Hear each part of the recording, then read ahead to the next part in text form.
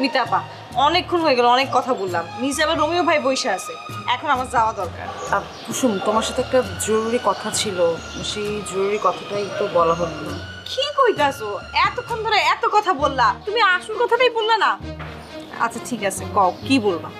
আসলে আব্বা চাচ্ছে আমাকে তাড়াতাড়ি বিয়ে দেওয়ার জন্য, আমার জন্য পাত্রও খুঁজছে, পাত্র আমাকে দেখতে আসবে। এইটা তো ভালো কথা।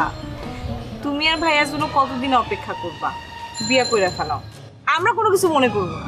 বিয়ে করবো কিনা জানি না, তবে পাত্র যদি আমাকে দেখতে আসে তাহলে আব্বার মন রক্ষা করার জন্য তো এই কাজটা আমার করতেই হবে। আরে অসুবিধা কি? বললাম তো, ভালো ছেলে হইলে বিয়ে করে ফেলবা, অসুবিধাটা কোথায়? আচ্ছা কুসুম, আমার একটা অনুরোধ রাখবে? কও, অবশ্যই রাখবো। পাত্রপক্ষ যেদিন আমাকে দেখতে আসবে তুমি একটু আমার সাথে থাকবে। আসলে আমি তো একা, কেউ নাই, আর নুপুরও কোনো একটা জরুরি কাজে ওর খালার বাসায় গিয়েছে। আরে তুমি বললে আমি অবশ্যই আসবো, তুমি আমারে ফোন দিয়ে আমি চলে আসবো। এই কুসুম, চলো, এই বাসায় আর ভালো লাগতেছে না, জায়গা। কি বলো রোমিও ভাই, আমার বাসায় ভালো লাগছে না মানে? আব্বাকে কিছু বলেছে তোমাকে?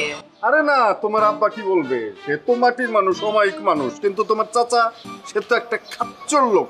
এইরকম বদমাইশ লোক আমি জীবনে দেখি নাই। সে তো আমার সাথে যাচ্ছে তাই খারাপ ব্যবহার করছে, তারপরে এইখানে আর থাকা যায় না। আচ্ছা আপা, তাইলে আমি যাই। হ্যাঁ, তুমি আমারে ফোন কইরো, আমি চলে আসবো। কি বলো, আমি তো আরো ভাবলাম তোমরা দুপুরে খেয়ে যাবে। রোমিও ভাই, আমার চাচার কথায় কিছু মনে করো না, আসলে আমারও ওনার কথাবার্তা খুব একটা ভালো লাগে না, কিন্তু চাচা তো কি করব বলো, ওনার সাথে তো আর বাজে ব্যবহার করতে পারি না। তোমার কথাও ঠিক যে মুরব্বী মানুষ যেহেতু তারে তো সম্মান করতেই হবে, ঠিক না? তার চেয়ে আমি বাইগা যাই, ওনার সাথে থাকলেই ঝগড়া হয়ে যাবে। না না বাবা, থাক, ঝগড়াঝাটি করার দরকার নেই, তার চেয়ে বরং আমরা যাই, চলো। শোনো, যেভাবেই হোক যাওয়ার পর আমাকে একটু রাজার খবর কিন্তু দিবে। অবশ্যই জানাবো। আরে আমি তো বললাম, রাজা ভাই আগের চাইতে অনেক ভালো আছে। আমার বিশ্বাস রাজা পাবনা থেকে খুব অল্প দিনের মধ্যে সুস্থ হয়ে বাড়ি ফিরবে। দোয়া কইরো ভাইয়ার জন্য। আচ্ছা রোমিও ভাই, শোনো না, চাচা চলে গেলে কিন্তু তুমি একটু আসবে, তোমার সাথে কথা আছে, আমরা আরেকটা নাটক নিয়ে কথা বলবো। ঠিক আছে, নতুন একটা নাটক ধরলে অবশ্য মাসখানেক বিজি থাকা যাবে। এগুলো কাজ ছাড়া না জীবনটা কেমন বোরিং লাগে, তাই না? আমি কাজের ব্যবস্থা করে দিচ্ছি, প্রয়োজনে আমি নাটক প্রডিউস করবো, কোনো অসুবিধা নেই। ওরে বাবা, তাহলে তো হইছেই। মিতা আপা কইছে মানে তো হয়ে গেল। তাহলে একটা সুন্দর গল্প ধরো, গল্প ধইরা একটা সিঙ্গেল ড্রামা বানায় ফেলো। গল্প রেডি আমার। আমি কিন্তু নায়ক নায়িকাও পেয়ে গেছি। নায়ক নায়িকাও পেয়ে গেছো? কোত্থেকে? আজকে সুন্দর একটা ছেলে দেখছি, একদম সেরকম চেহারা। তার সাথে যদি মিতা নায়িকা হয়, সুন্দর মানাবে না? হ্যাঁ অপূর্ব জুটি, সেই রকমের নাটক হবে। হ্যাঁ, একদম রোমান্টিক একটা ড্রামা।